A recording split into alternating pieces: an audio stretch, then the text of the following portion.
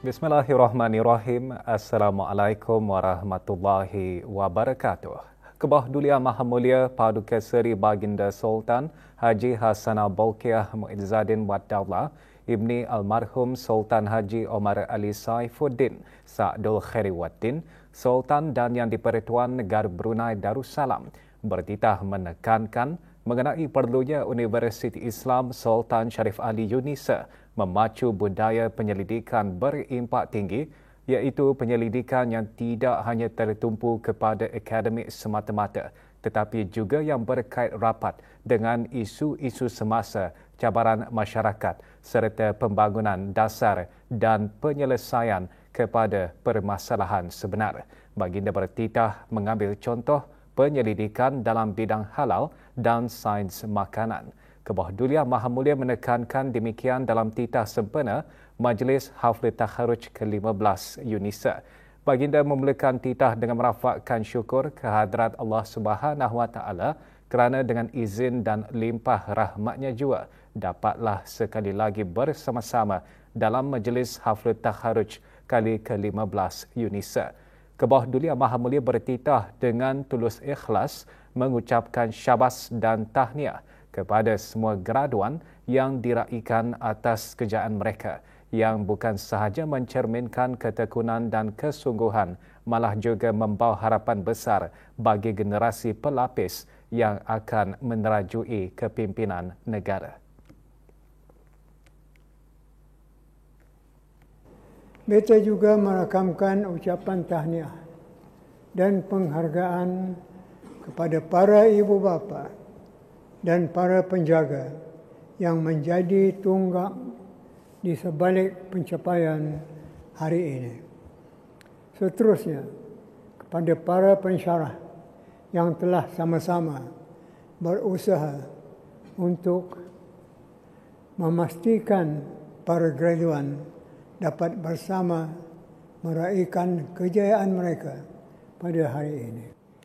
Pada tahun ini, genaplah 15 tahun Yunisa melahirkan graduannya. Dalam meniti kedewasaan ini, beta melihat Yunisa bukan sekadar gedung untuk belajar ilmu agama, tetapi berperanan penting menjadi sebuah gedung ilmu yang inklusif dalam maksud ianya terbuka kepada kepelbagaian idea dan pendekatan baharu. Namun dalam masa yang sama, tetap berpasakkan nilai-nilai Islam. Beta berharap Yunisa akan dapat melangkah ke hadapan menjadi pelopor pengajian tinggi Islam yang holistik dalam era digital ini.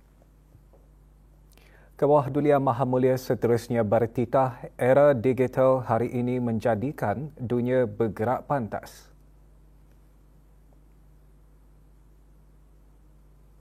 Oleh itu, Yunisa tidak boleh hanya jadi penonton dan berdiri di tepi arus perubahan yang pesat, tetapi sebaliknya perlu tampil menjadi pemain aktif yang responsif dan proaktif.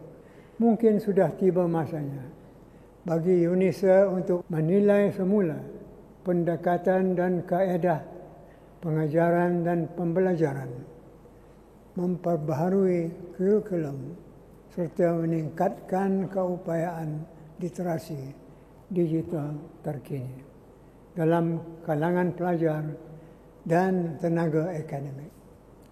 Beta percaya penguasaan terhadap teknologi pada hari ini bukan lagi satu pilihan, bahkan keperluan untuk kelangsungan dan kecemerlangan institusi pengajian tinggi Islam seperti Yunisa.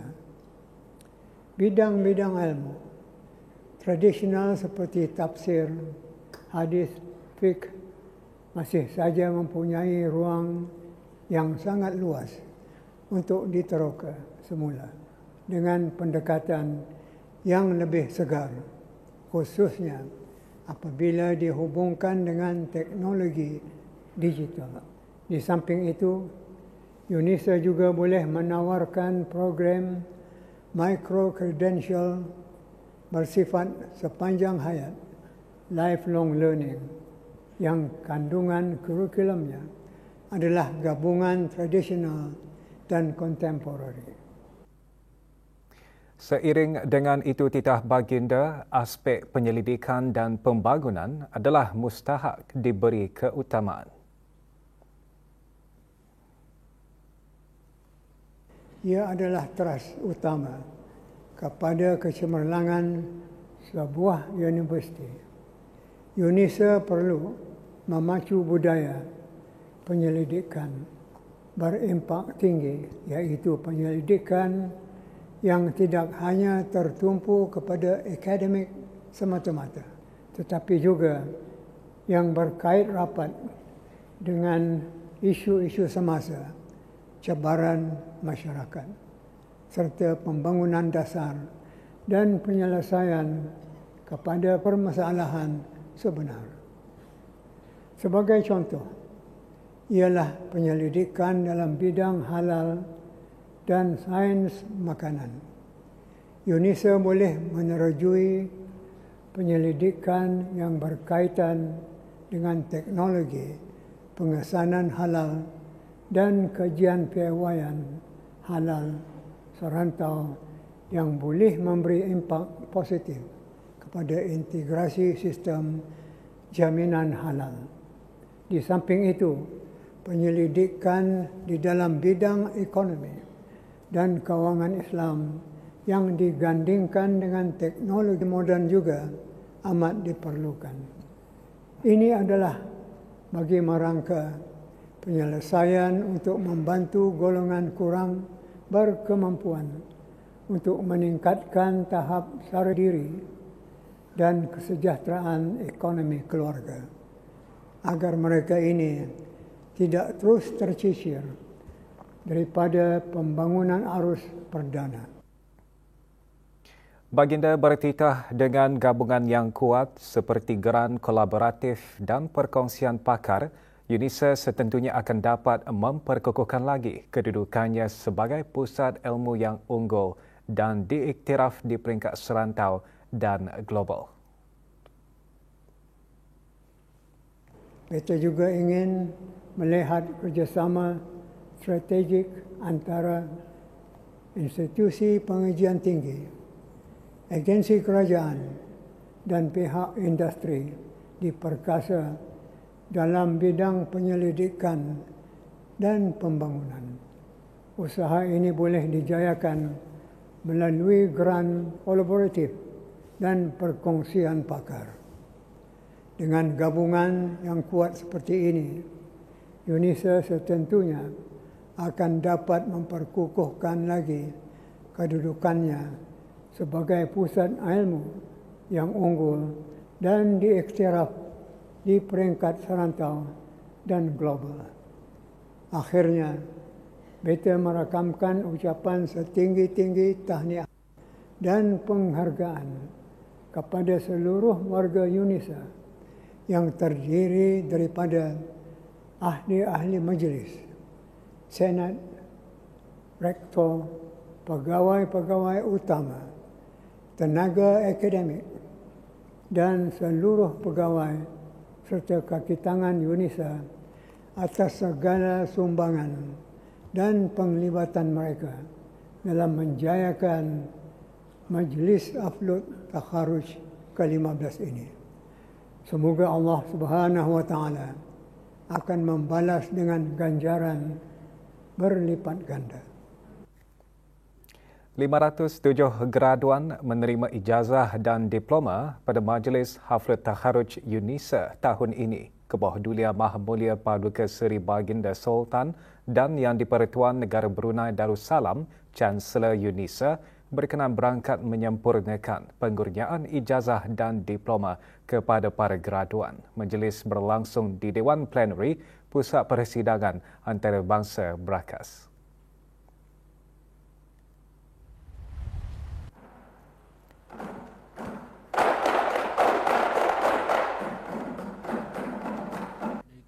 Majlis dimulakan dengan bacaan surah Al-Fatihah dipimpin oleh Yang Berhormat Pihin Datuk Seri Maharaja Datuk Paduka Seri Setia Dr. Ustaz Haji Awang Abdul Aziz bin Junid, Mufti Kerajaan.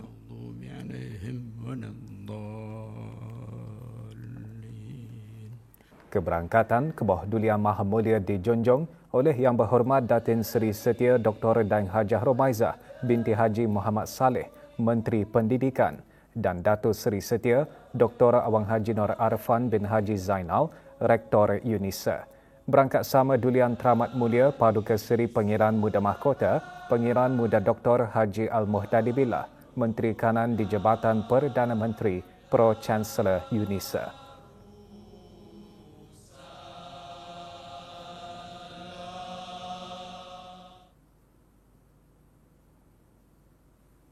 Bacaan Al-Quran diperdengarkan oleh Awang Muhammad Aimanuddin Syahir bin Haji Ibrahim, graduan Ijazah Sarjana Muda Fiqh dan Kehakiman.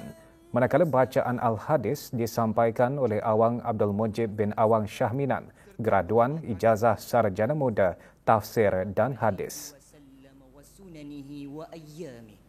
Al-Ma'ruf bi Sahih Al-Bukhari. Dalam sembah aluan, Rektor UNISA antara lain menyentuh beberapa perkembangan terkini termasuk penubuhan Fakulti Sains Halal dan pelancongan mampan.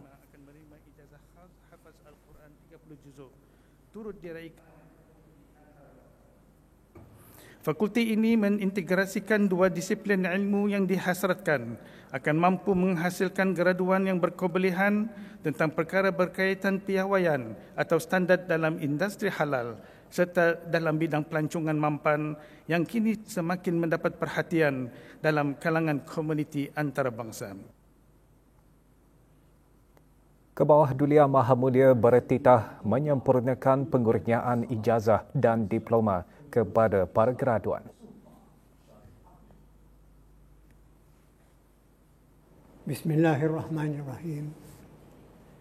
Dengan kuasa yang ada pada beta, maka beta kurniakan ijazah Doktor Falsafah, ijazah sarjana, diploma lepas ijazah, ijazah sarjana muda, ijazah khas dan diploma kepada tiap-tiap graduan dan penerima yang nama mereka disenaraikan dalam buku Haflut Takharuj. Allahu Akbar wa lillahil hamd.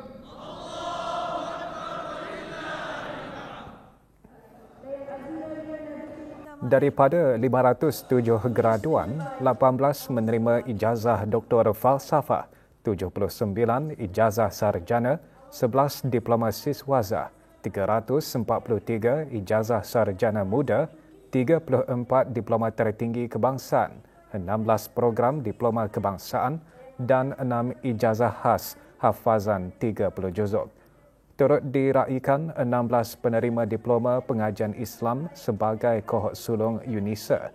Penerima ijazah juga termasuk 30 graduan daripada negara-negara di rantau Asia Tenggara serta Republik Arab Mesir, Nigeria, Afghanistan, Togo dan Palestin.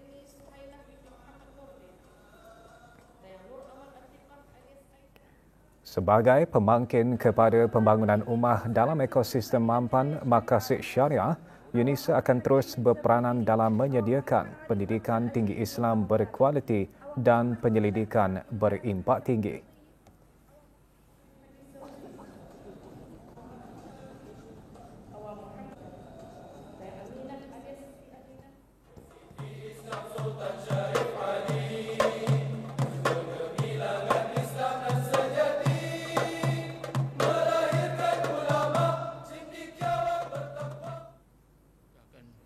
Doa selamat dibacakan oleh Mufti Kerajaan.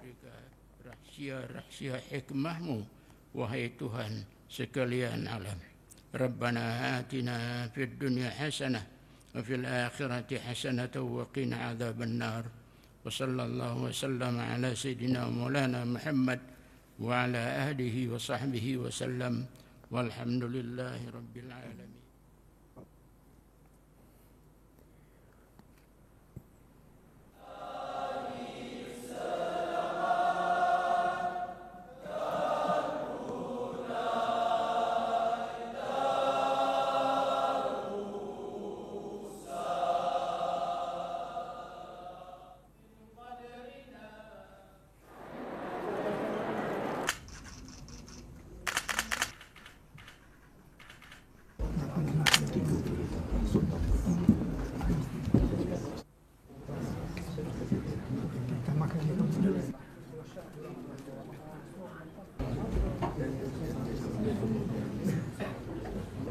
Jadi mewakil pada Ustaz Abu Somad ke Universiti Indonesia. I'm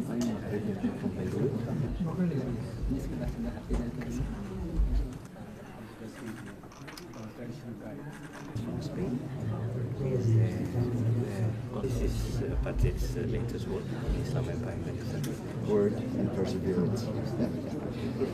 Sekarang tu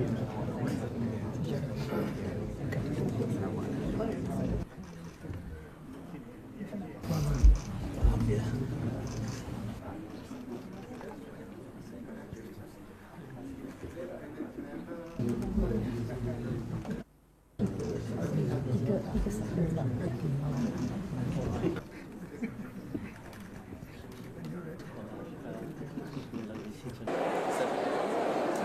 Pencapaian yang diraih oleh UNISA dalam beberapa bidang mencerminkan potensi besarnya dalam menerajui agenda inovasi berteraskan nilai Islam.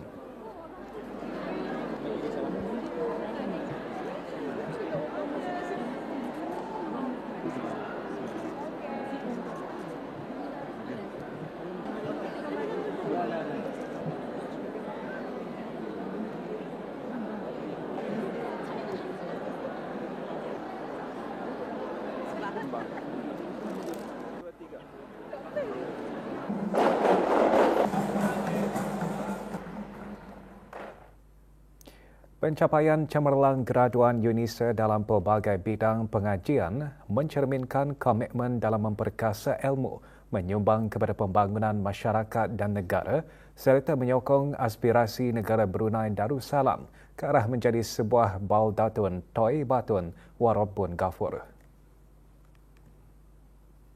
Boleh melahirkan tenaga kerja mahir seperti penyelia halal dan auditor halal. Pada masa yang sama, ia juga menyokong dasar kerajaan dan memperkukuh kedudukan negara sebagai halal habsa rantau.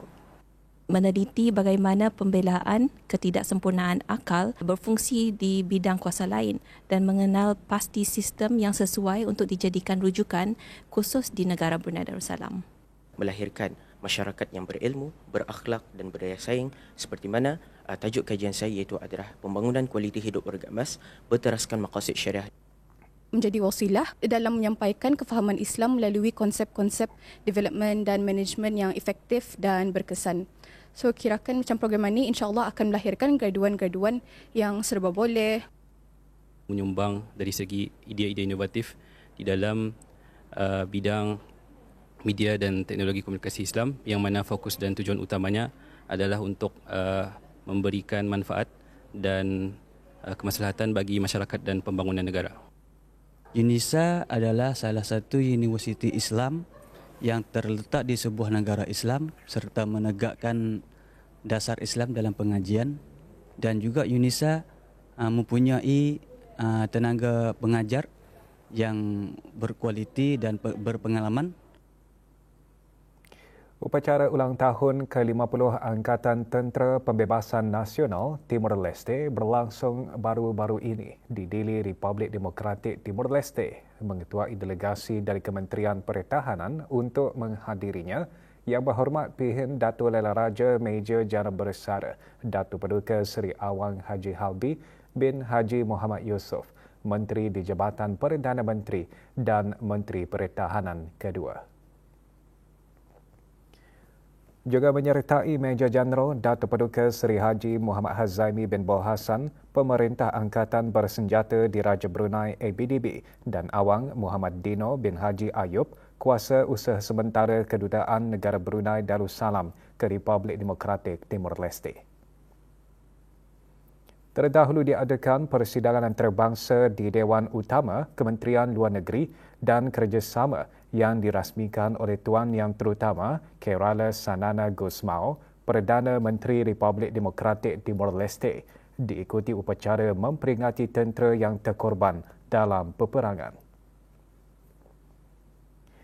Menteri di Jabatan Perdana Menteri dan Menteri Pertahanan kedua juga mengadakan perjumpaan dengan Yang Berhormat Laksamana Muda Donacio Costa Gomez Pedro Clamar Fuik, PhD, Menteri Pertahanan Timor Leste. Semasa perjumpaan tersebut, kedua-dua pihak membincangkan hal ehwal pertahanan serta isu-isu keselamatan serantau yang menjadi kepentingan bersama. Pihak Berkuasa Maritim dan Pelabuhan Brunei Darussalam MPABD dan Universiti Brunei Darussalam UBD menandatangani Memorandum Persefahaman MOU mengenai kerjasama dalam bidang maritim yang memberi tumpuan kepada Konvensyen Pengurusan Air Ballast. Majlis penandatanganan diadakan di Muara. Menyaksikan majlis penandatanganan Yang Berhormat Pengiran Datuk Seri Setia Syamhari bin Pengiran Datuk Paduka Haji Mustafa, Menteri Pengangkutan dan Info Komunikasi, menandatangani bagi pihak MPABD Kapten Besar Zulhusam bin Haji Abdul Rahman, Ketua Eksekutif, dan Dr. Hazri bin Haji Kifli, Naib Chancellor UBD. MOU menggariskan rangka kerja kerjasama bagi memupuk kolaborasi dalam penyelidikan maritim dan menyokong penubuhan kemudahan makmal ke arah meningkatkan infrastruktur penyelidikan. Ke arah meningkatkan kebolehcapaian, kecekapan dan kepuasan pelanggan, pihak Berkuasa Maritim dan Pelabuhan Brunei Darussalam MPABD melancarkan hub perkhidmatan pelanggan baharu. Majlis pelancaran berlangsung di Muara. Pelancarannya disempurnakan oleh Yang Berhormat Pengiran Datuk Seri Setia Syamhari bin Pengiran Datuk Paduka Haji Mustafa, Menteri Pengangkutan dan Info Komunikasi. Hub perkhidmatan pelanggan akan menyediakan pelanggan dengan pusat perkhidmatan sehenti untuk pertanyaan atau perkhidmatan yang ditawarkan oleh MPABD dan melengkapkan pelbagai perkhidmatan dalam talian yang sedia ada. Seorang ketua bahagian pengurusan bil di Jabatan Perkhidmatan Air didakwa di mahkamah di hadapan Yang Arif Magistrate Harnita Zelda Skinner dan menghadapi 6 pertuduhan salah laku dalam jawatan kerajaan di bawah bab 12B dari Akta Pencegahan Rasuah Penggal 131. Setiap pertuduhan ke atas Tan Kok Din membawa hukuman denda RM30,000 dan penjara selama 7 tahun. Tertuduh juga menghadapi 2 pertuduhan pembersihan wang haram di bawah bab 3-1-A dari Perintah Mendapatkan Kembali Aset Jenayah 2012. Setiap pertuduhan boleh dikenakan hukuman denda sehingga RM500,000, dihukum penjara sehingga 10 tahun atau kedua-duanya sekali. Tertuduh mengaku tidak bersalah terhadap semua pertuduhan. Pertuduhan rasuah adalah berkaitan dengan tindakan yang dilakukan oleh tertuduh semasa memegang jawatan Ketua Bahagian Pengurusan Bil di Jabatan Perkhidmatan Air antara tahun 2015 hingga 2022 dengan tertuduh bertanggungjawab bagi mengesyorkan syarikat-syarikat kepada jawatankuasa sebut harga di Jabatan Perkhidmatan Air supaya diawardkan projek Jabatan Perkhidmatan Air. Siasatan mendedahkan bahawa tertuduh telah berulang kali gagal mengisytiharkan kepentingan pribadinya dalam beberapa syarikat yang telah mengambil bahagian untuk mendapatkan projek tender Jabatan Perkhidmatan Air. Tertuduh juga didapati telah menerima faedah dari segi kewangan berikutan pemberian projek tender Jabatan Perkhidmatan Air kepada syarikat-syarikat tersebut. Dalam tempoh itu, syarikat-syarikat tersebut telah memperoleh kontrak Jabatan Perkhidmatan Air yang bernilai puluhan ribu ringgit. Pertuduhan pembersihan wang haram berbangkit dari dana yang diperoleh dengan menyalahi undang-undang melalui skim tersebut. Siasatan mendedahkan dalam 2 kejadian berasingan pada tahun 2015, tertuduh menerima deposit berjumlah RM140,000 dan RM60,000 yang dimasukkan ke dalam akaun bank pribadinya. Dana tersebut dikesan berasal dari syarikat-syarikat yang terlibat dan diketahui atau disyaki dengan munasabah oleh tertuduh sebagai hasil daripada salah lakunya. Pihak pendakwa diwakili oleh Timbalan Pendakwa Raya Siti Khalilah Hussein, Nur Rozana Adnan dan Muhammad Syafi'i Mirhan, manakala tertuduh tidak diwakili dan dilepaskan dengan jaminan mahkamah dan dikenakan syarat yang ketat. Kes ditetapkan untuk sebutan lanjut pada 4 September pukul 2 petang. Dengan bahan-bahan berita itu tadi, berita pagi berakhir di sini. Kita kembali bersama rakan-rakan penyampai Rampai Pagi untuk membawakan bahan-bahan menarik seterusnya. Sekian, Assalamualaikum warahmatullahi wabarakatuh.